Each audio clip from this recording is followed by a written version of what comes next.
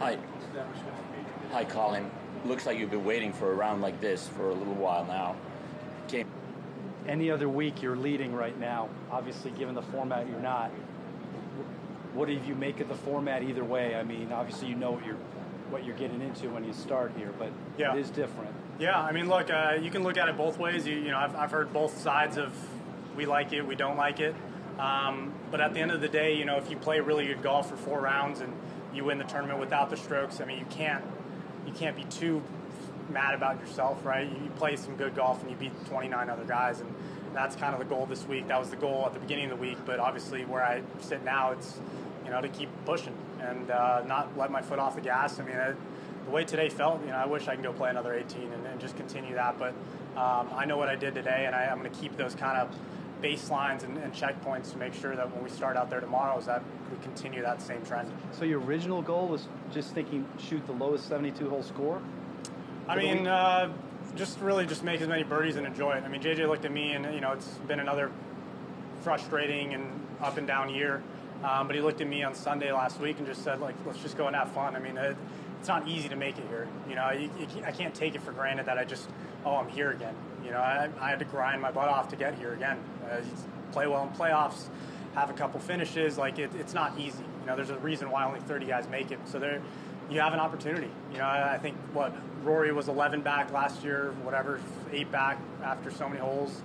Like, it's doable. So you got to play some good golf, and that's what he did last year. But the way the game felt today, it's just like, how do we just continue that, and how do we keep that for 3 more days? So you have the strength in all this heat. You want to go play 18 more? I mean, the way I played today, sure. Yeah. Why not? Won't count probably, so I won't. Yeah. Wasn't too bad today. Collin, you got off to a great start. A few birdies first couple holes, but walk me through that kind of start, and especially your second shot on 6.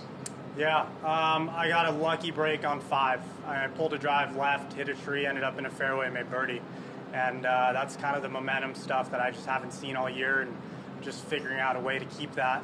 And 6 felt great. Fans, for some reason, didn't really want to clap in our group today. They didn't think 10 feet or 5 feet was that good, so we really didn't know how close it was. Walked up, obviously it was nice to make the 3, and look, I hit some great shots. I mean, even the shot on 15 by no means is an easy par 3. I think we can all agree on that. And immediately when I hit the tee shot, I didn't even watch it because I knew where it was going to go, and that's the kind of control you want. I mean, some days are going to be better than others, but it's nice to know that golf swing is just exactly where I want it.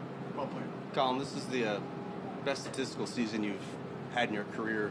What's it say about the depth of the tour that you're able to accomplish that? You're the 11th best in strokes gained and don't have a win. Yeah, it's kind of surprising that my strokes gained is that good, but I think it shows that I've been working on the right things. But there's a skill that you just can't measure for winning, right? I think you ask the best winners in history, there's a skill that you just can't tell someone how to win. You can't teach someone how to win. You got to learn how to win, and it's still in there. I know it is. You know, it's just having things go your way and being consistent like today. You know, not giving away shots, not hitting the poor shot that might deter a round. You know, not making a bogey or 2 here today. You know, if I made a bogey or 2, it would just kind of feel great, the great start, but I know what could have been. And today was one of those rounds that just everything kind of kept pace and just kept going. And, you know, yeah, missed some putts, but I'm not going to complain about a 9 under at all. Is there something specific you found in your swing the last couple weeks that, you know, has allowed you to feel like you have so much control? Yeah, we found it on Tuesday, and I'm not going to tell you. You did that last time. Yeah, it's all a lot in the setup stuff, so you can go and look at photos and pictures, but a lot of it has to do with just basic setup, and it always is for 99% of us. You know, we've all played great golf. It's in there. It's just about remembering kind of what was a little bit better than the past. So the crowd was sedate out there today? Was it the heat or the... I don't know. I thought we were hitting good shots, and 10 feet's not good enough, I guess. Yeah. Have you spoken to Zach? I mean, any sense of how it stands? I mean, or you feel confident you're going to be picked, or no matter what happens? No, I haven't talked to him. I mean, the last time I really spent a lot of time with him was at Detroit. Look, I had 2 years to get myself in that top 6, and we didn't do it. You know, so it is what it is. You know, I was still grinding out there. We still ended up, you know, roughly in that zone of hopefully a captain's pick. But look, I think hopefully my record speaks for itself. Hopefully the golf speaks for itself today. I mean, I feel good, but look, at the end of the day, I want to win this tournament. You know, I really do. You know, it's been too long. I want to find a way to win, and today definitely helped that. What's the difference in what you found on Tuesday that made you feel like, okay, this is what I'm going to go with?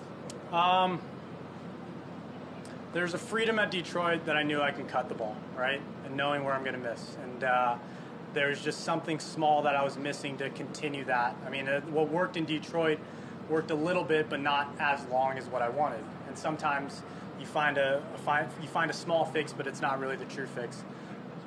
I'm going to say it now. Hopefully we found what is the true fix and will bring me back to what I was in 19, 20, 21.